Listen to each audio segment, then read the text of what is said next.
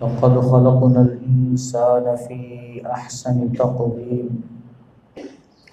اللهم صل على محمد وعلى آل محمد ما صليت على إبراهيم وعلى آل إبراهيم إنك حميد مجيد. اللهم بارك على محمد وعلى آل محمد كما باركت على إبراهيم وعلى آل إبراهيم إنك حميد مجيد. آج کا موضوع کلام کہ ہم اشرف المخلوق کیوں ہیں، ہم باقی مخلوقات سے سپیریئر کیوں ہیں۔ محترم بھائیو، یہ ایک بہت ہی اہم سوال ہے جو ہم میں سے ہر ایک بندہ اپنے آپ سے کرے اور اس کا جواب تلاش کرے۔ ایک ہے کہ ہم اس خوش فہمی میں مبتلا ہوں کہ ہم افضل ہیں، ہم اعلیٰ ہیں، ہم اشرف ہیں، باقی ساری مخلوقات سے برتر ہیں، بس اسی خوش فہمی میں ساری زندگی بسر کر دیں۔ اور دوسرا یہ ہے کہ ہم وجہ فضیلت تلاش کریں اور پھر اس وجہ فضیلت کو برقرار بھی رکھیں۔ کوئی بھی ذی شعور انسان یہ بات نہیں کرے گا کہ سارے ہی انسان اعلیٰ ہیں۔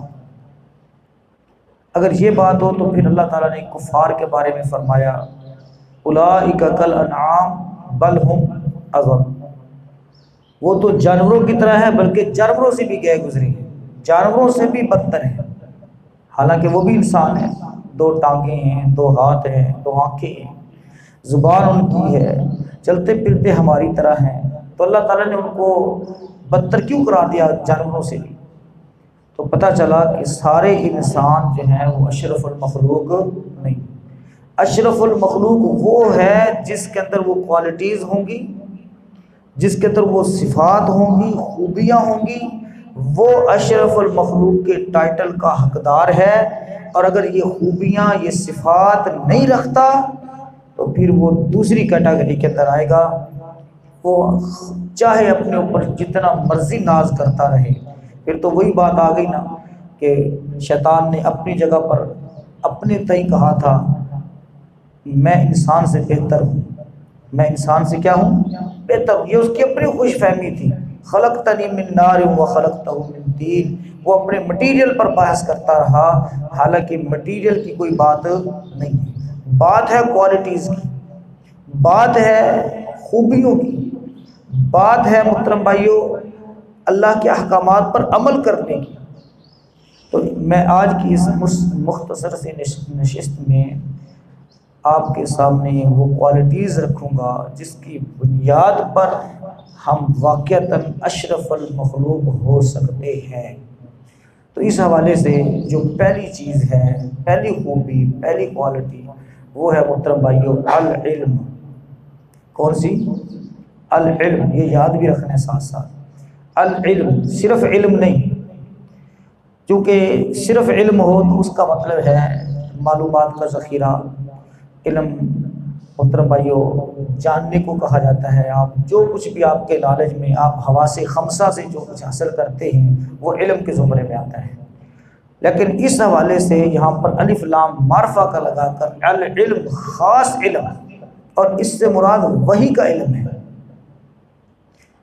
اگر صرف علم کہا جائے تو پھر بہت سارے لوگوں کے پاس بڑا بڑا نالج ہے، تو اس کو خاص اس لیے کیا گیا ہے کہ ہدایت والا جو علم ہے وہ وحی کا علم ہے، اور اس کے علاوہ جتنی بھی معلومات بندے کے پاس اکٹھی ہو سکتی ہیں ان کے اندر اس کو، بندے کو خود اس بات کا پتہ نہیں ہوتا کہ میرے لیے کون سا علم فائدہ مند ہے اور کون سا علم نقصان دہ ہے۔ دیکھیں نا، ہاروت اور ماروت علم سکھاتے تھے نا لوگوں کو، پڑھا نا قرآن کے اندر، ہاروت اور ماروت بابل شہر میں لوگوں کو علم سکھاتے تھے، لیکن اللہ تعالیٰ نے کیا فرمایا کہ وہ لوگوں کو وہ علم سکھاتے تھے جو ان کو نقصان تو دے، فائدہ نہ دے۔ اور اللہ کے رسول صلی اللہ علیہ وسلم نے جب بھی علم کی اضافے کی دعا مانگی ہے نا، جب بھی علم کی دعا مانگی ہے تو اس کے اندر الفاظ کیا ملتے ہیں؟ اللہم انی اسألک علما نافعا، یا اللہ میں نفع بخش علم عطا فرما۔ تو نفع بخش علم کون سا ہے؟ نفع بخش علم قرآن و سنت کا علم ہے، آخرت کا، عاقبت کا علم ہے۔ ہم علم سمجھتے ہیں انگریزی پڑھنے کو، ہم انگلش کو علم سمجھتے ہیں، حالانکہ یہ نری جہالت ہے بھائیو۔ لینگویج، کسی زبان کو یاد کر لینا، کسی زبان پر عبور حاصل کرنا، یہ اس بات کی علامت نہیں ہے کہ اس بندے کے پاس بہت علم ہے۔ بھائیو یاد رکھیں، العلم، اقبال نے اسی لیے کہا نا کہ خوش تو ہم بھی تھے جوانوں کی ترقی سے مگر، خوش تو ہم بھی تھے جوانوں کی ترقی سے مگر، لب خنداں سے نکل جاتی ہے فریاد بھی ساتھ، ہم سمجھتے تھے کہ لائے گی فراغت تعلیم، کیا خبر تھی کہ چلا آئے گا الہاد بھی ساتھ۔ یہ وہ راستہ کھول دیا ہم نے کہ جس سے ہمارے افکار بکھر گئے، حق اور باطل کی پہچان مٹ گئی۔ ہمیں وہ علم جو اللہ نے وحی کے ذریعے دیا تھا آج اس سے نابلد کر دیا گیا، اور ایک سازش کے تحت ہمیں اس سے دور کر دیا گیا۔ بھائیو اگر ہم چاہتے ہیں اپنی بقا، اور ہم چاہتے ہیں کہ ہم سپیریئر ہوں، لوگوں کو لیڈ کریں، بھائیو تو پھر ہمیں العلم کی طرف لوٹنا ہوگا، ہمیں العلم کی طرف لوٹنا ہوگا۔ اور العلم کے اندر بھی پھر نفع بخش علم، کیونکہ بہت سارے لوگ ایسے بھی ہیں جنہوں نے کتاب و سنت کو پڑھا لیکن اس کے اندر تعویلات کر کے تعویلات کی بھیڑ چڑھا دیا، اور پھر اپنے فاسد تعویلات کے ساتھ دین کی کہہ لے کہ حصوں پکھروں کے اندر اس کو تقسیم کر دیا۔ تو علم نفع بخش، اسی لیے اقبال نے اس حوالے سے بھی بڑی خوبصورت بات کی ہے کہ جو علم بندے کو اللہ کی پہچان نہیں کرواتا، جو علم بندے کو اللہ کی پہچان نہیں کرواتا، دین، صحیح دین کی پہچان نہیں کرواتا، تو وہ علم بھی بندے کے لیے فتنہ ہوتا ہے۔ کیا ہوتا ہے؟ فتنہ ہوتا ہے۔ تو اس اعتبار سے محترم بھائیوں ہمیں کھوجنا چاہیے، کوشش کرنی چاہیے کہ ہم العلم کی طرف پلٹیں۔ تو یہ پہلی خوبی ہے۔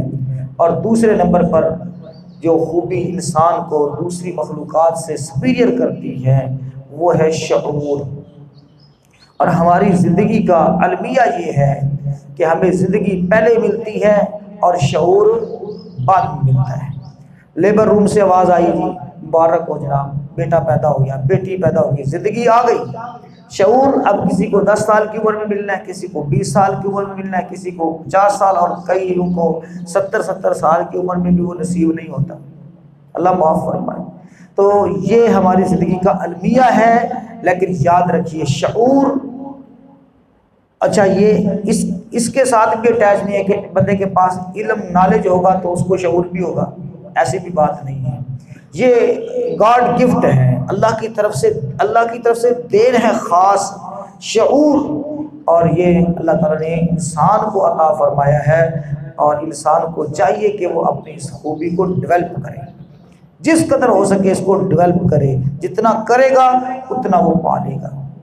شعور اور علم کی مثال کہ ان کے اندر ڈفرنٹ کیا ہے، ان کے اندر فرق کیا ہے، مولانا رومی علیہ رحمہ نے اس کی مثال دی ہے۔ فرماتے ہیں کہ ایک شخص نے طوطا پالا ہوا تھا، توجہ ہے نا بھائیوں کی، طوطا پالا تو وہ اس کو سکھاتا تھا کہ باغ میں نہیں جانا اور امرود نہیں کھانے۔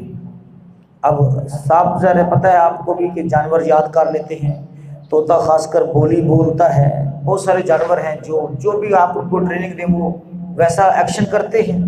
تو اب اس نے اس کو سکھا دیا کہ باغ میں نہیں جانا اور امرود نہیں کھانے۔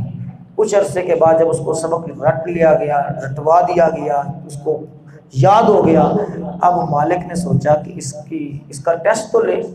اس نے پنجرے سے اس کو نکالا اور چھوڑا، تو جو ہی اس کو چھوڑا وہ ساتھ ہی باغ تھا، اس میں امرود کے درخت پر بیٹھ کر امرود بھی کھا رہا ہے اور ساتھ ساتھ کہہ بھی رہا ہے کہ باغ میں نہیں جانا اور امرود نہیں کھانے۔ سمجھ آئی بات؟ کیا مطلب ہے کہ اس نے رٹ لیا، یاد کر لیا، اپنی زبان سے وہ کہہ رہا ہے لیکن اس کو شعور نہیں ہے کہ میں کر کیا رہا ہوں۔ تو ہماری انسانوں کی بھی ایسی ہی مثال ہے کہ بعض چیزیں ہمیں رٹی ہوئی ہیں، ہمیں پتہ ہے، لیکن ہمارا وجدان کام نہیں کرتا، ہمارا شعور کام نہیں کرتا، اور ہم کام وہی کر رہے ہوتے ہیں جس سے ہمیں کیا کیا گیا ہے، منع کیا گیا ہے۔ تو محترم بھائیوں، گزارش یہ ہے کہ اگر واقعتاً ہم اشرف المخلوق ہونا چاہتے ہیں تو پھر اس کے لیے ضروری ہے کہ ہم شعور کی آنکھ کو کھولیں، شعور کو بیدار کریں، شعور کو جو ہے ڈیولپ کریں جس قدر ہو سکے۔ تو یہ دوسری بڑی خوبی ہے جو ہمیں دوسری مخلوقات سے سپیریئر کرتی ہے۔ اور تیسرے نمبر پر جو خوبی ہے وہ ہے کردار کی، کریکٹر۔ محترم بھائیو، انسان ہی وہ واحد مخلوق ہے جس کو اللہ رب العالمین نے کریکٹر عطا فرمایا ہے، کردار دیا ہے۔ اگر ایک انسان کے پاس اچھا کردار ہے، وہ کریکٹر فل ہے، تو یقیناً وہ فرشتوں سے بھی افضل ہے۔ اور اگر کریکٹر لیس ہے، اچھا کردار اس کا نہیں ہے، بات جو کرتا ہے اس کے اوپر عمل نہیں کرتا، وعدہ کرتا ہے تو وعدہ خلافی کرتا ہے، معاملات اس کے سارے بگڑے ہوئے ہیں، اور جو ہے ہر قسم کی برائیاں، فساد، فتنے اس کے اندر موجود ہیں، تو بھائیو ایسا شخص انسانیت کے نام پر بھی دھبا ہوتا ہے، داغ ہوتا ہے۔ تو جب بندے کے پاس کردار ہوتا ہے تو پھر دشمن بھی اس کا اعتراف کرتے ہیں۔ پیارے پیغمبر جناب محمد رسول اللہ صلی اللہ علیہ وسلم ایک ایسی ذات ہے کہ دشمنوں نے بھی آپ کو خراج تحسین پیش کیا ہے۔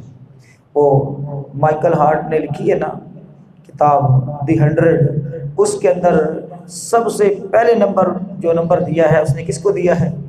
جناب محمد رسول اللہ صلی اللہ علیہ وسلم کو۔ وجہ حالانکہ وہ عیسائی ہے، غیر مسلم ہے، آپ صلی اللہ علیہ وسلم کے ساتھ اس کو دشمنی ہے، لیکن جب کردار بندے کے سامنے ہوتا ہے تو پھر دشمن بھی اس کا اعتراف کرتا ہے۔ اس سے کسی نے پوچھا کہ یہ کیا، تو عیسائی ہے اور مسلمانوں کے نبی کو پہلا نمبر دے رہا ہے؟ کہتا ہے میں تاریخ سے انصاف کیے بغیر رہ نہیں سکتا، تاریخ سے انصاف کرنا بڑا ضروری ہے۔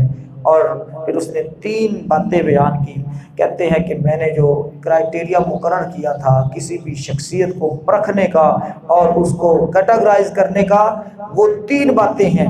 پہلے نمبر پر اس بندے کا کردار کیسا ہے، دوسرے نمبر پر اس کے پاس وسائل کیا ہیں، اور تیسرے نمبر پر اس کی اچیومنٹ کیا ہے۔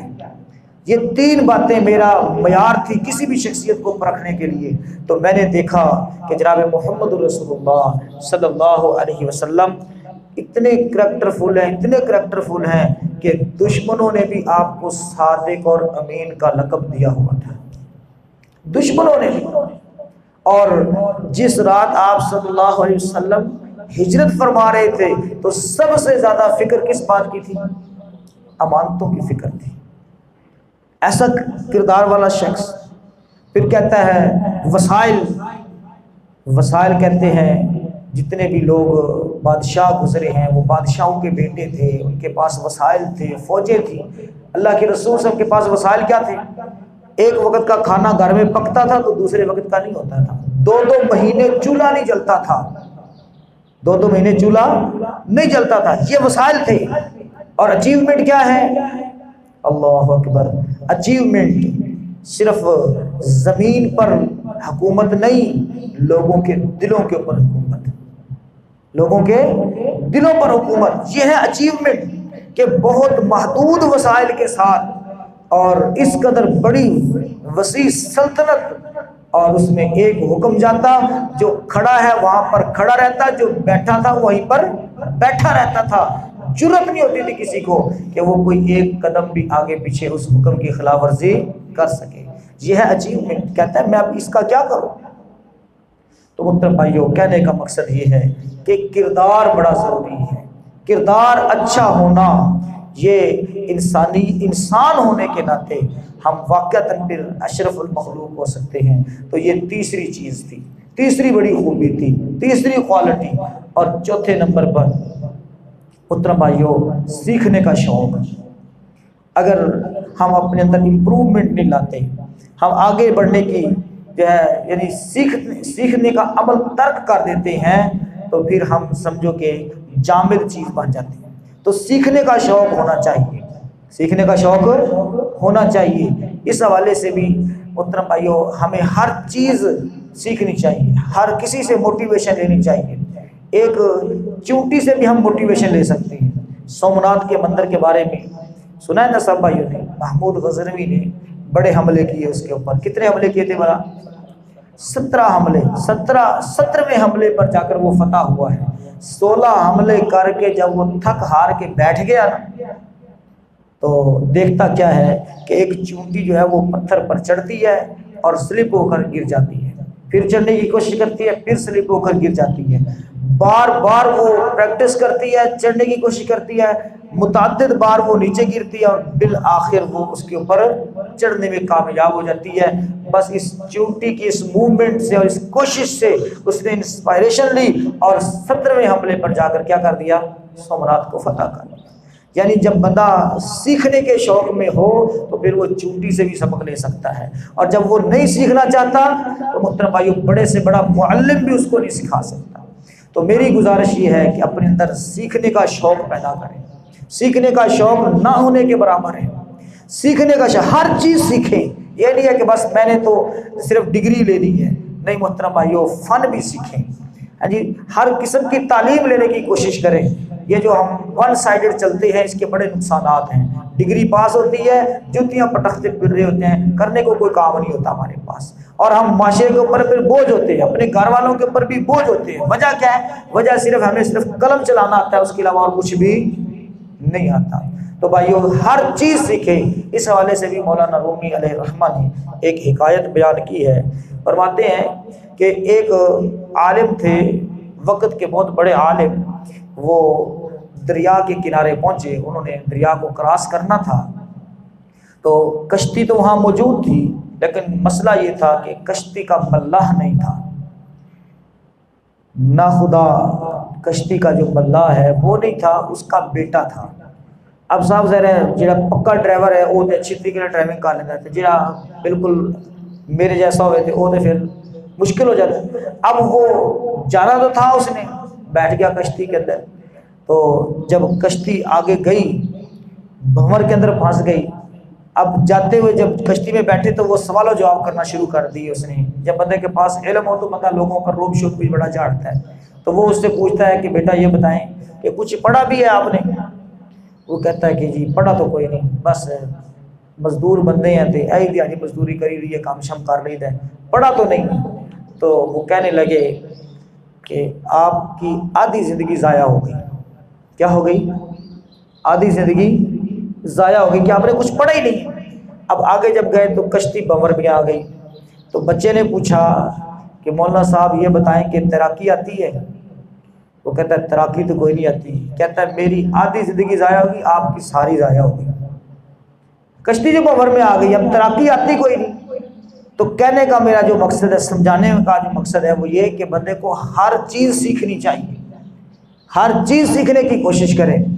فن بھی اس کو ہونا چاہیے، علم بھی اس کے پاس ہونا چاہیے، پڑھنا لکھنا بھی اس کو آتا ہو، اس کو روٹی پکانا بھی آتا ہو، اس کو سالن پکانا بھی آتا ہو، اپنے کپڑے دھونے بھی اس کو آتے ہوں۔ یہ بڑی ضروری چیزیں ہیں محترم بھائیو۔ ہمارے ہاں ہم صرف وہ برائلر مرغے کی طرح بس ایک ہی ڈڑبے کے اندر بند ساری زندگی گزار دیتے ہیں، دوسرے کسی کام کو ہاتھ لگانے کی کوشش نہیں کرتے۔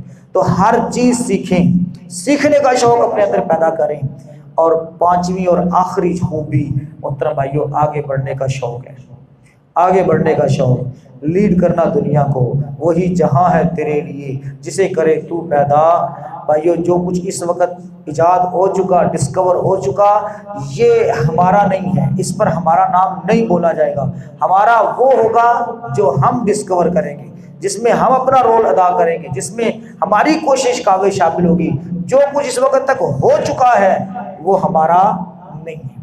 تو سیکھنے کے شوق کے ساتھ ساتھ آگے بڑھنے کا شوق، لیڈرشپ، لیڈ کرنا دنیا کو، اور یہ مزاج ہمیں دین نے دیا ہے۔ हुवल्लज़ी अरसला रसूलहू बिलहुदा व दीनिल हक़ लियुज़हिरहू अलद्दीनि कुल्ली।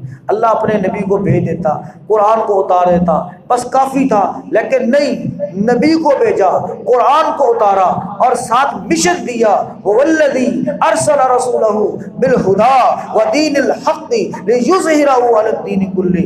हमने दीन भेजा है, रसूल को भेजा है, किताब को भेजा है, ताकि सारे अदियाने बातिला पर इसको गालिब कर दिया जाए, ताकि सारे अदियाने बातिला पर इसको क्या कर दिया जाए, गालिब कर दिया जाए। ये इस्लाम जो है मस्जिद में, मदरसे में, घर में बंद होने के लिए नहीं आया मोहतरम भाइयों, इसकी हुकूमत होनी चाहिए, ये हमारे कुलूब व अज़हान पर गालिब हो, ये हमारे दफ्तर और दस्तूर के अंदर नाफिज हो, ये हमारे घरों के अंदर नाफिज हो, ये हमारे शहरों और मुल्कों के अंदर नाफिज हो और फिर पूरे जहान पर नाफिज हो। ये इसलिए आया है और ये काम किसने करना है, ये हम सब ने मिलकर करना है। आगे बढ़ने के शौक में मोहतरम भाइयों हम ये काम कर सकते हैं, और अगर आगे बढ़ने का शौक मांद पड़ जाए या फिर सिरे से ख़त्म हो जाए तो मोहतरम भाइयों फिर ग़ुलामी की ज़ंजीरें ही रह जाती हैं, जिसके अंदर सारी ज़िंदगी बसर करने के लिए फिर हमें तैयार हो जाना चाहिए। अल्लाह ताला से दुआ करते हैं अल्लाह रब्बुल आलमीन इन खूबियों को अपनाने की तौफीक अता फरमाए और वाक़अतन हमें अशरफुल मखलूक होने का टाइटल नसीब फरमाए। अल्लाह से दुआ करते हैं बात को समझने की, अमल की तौफीक अता फरमाए। व आखिर दावाना अल्हम्दुलिल्लाहि रब्बिल आलमीन।